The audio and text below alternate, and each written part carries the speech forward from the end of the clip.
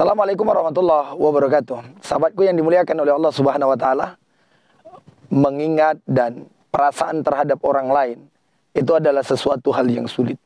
Tapi kita harus belajar bahwa apa yang dirasakan oleh orang mampu kita rasakan. Apa yang disedihkan oleh orang mampu kita sedihkan.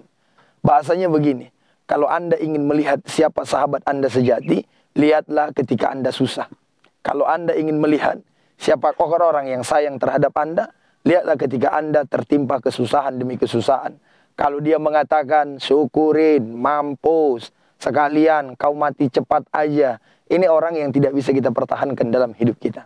Sahabatku yang dimuliakan oleh Allah Subhanahu wa taala, bahkan lebih tinggi levelnya daripada itu adalah dia yang susah, kawannya susah, tapi dia mampu memberikan sesuatu yang bahagia kepada kawannya sekalipun dia mendapatkan kesusahan.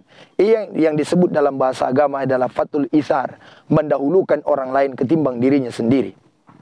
Dihikayatkan bahwa suatu ketika ja'a rajulun ilan nabi, datang seorang laki-laki kepada Rasulullah sallallahu alaihi wasallam.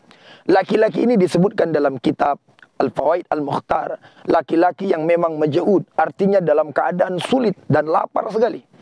Akhirnya apa yang dilakukan oleh Rasulullah? Rasul datang ke rumah istri yang pertama dan mengatakan, apakah ada engkau memiliki sesuatu? Istrinya menjawab, ya Rasul, mohon maaf, yang ada cuma air.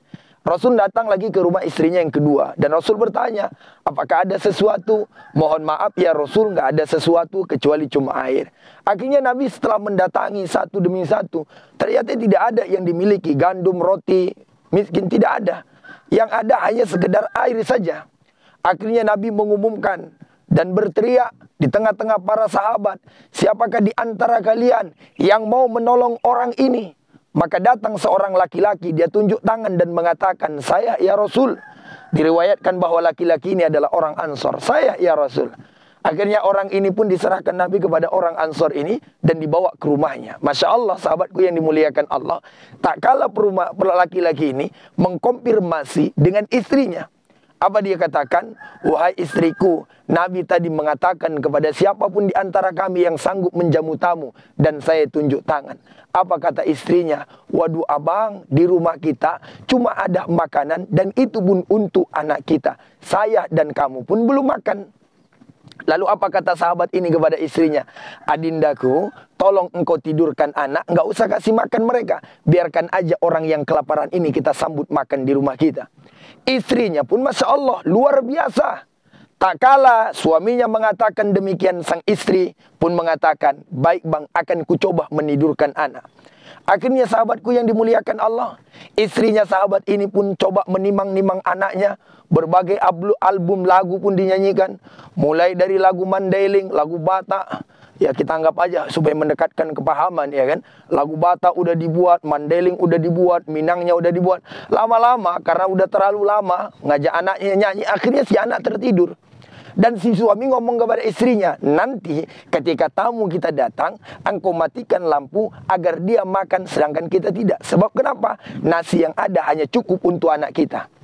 Sahabatku yang dimuliakan oleh Allah Subhanahu wa taala, ketika memang sudah mulai malam ketika itu, si orang ini pun masuk ke dalam rumah sahabat yang Ansor ini. Setelah masuk, istri mengkode kepada si suami mengkode kepada istrinya agar dimatikan lampu.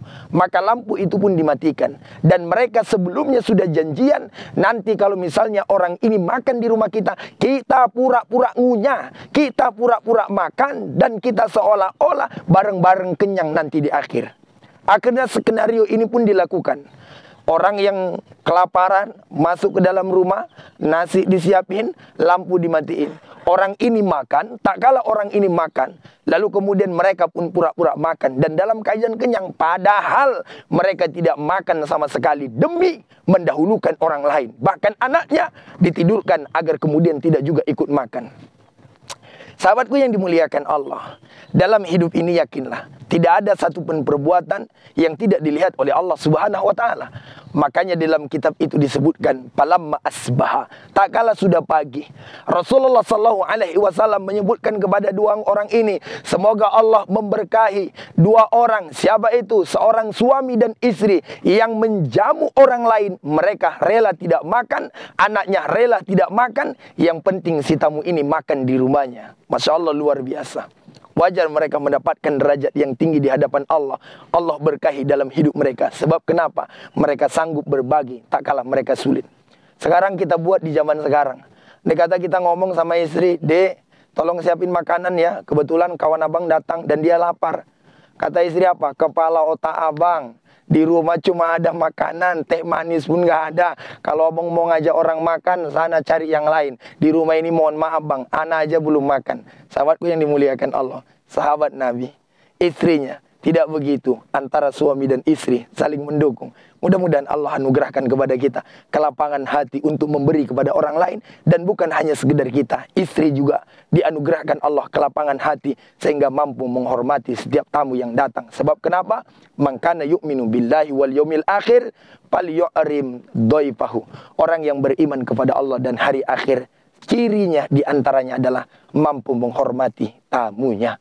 Demikian, terima kasih. Assalamualaikum warahmatullahi wabarakatuh.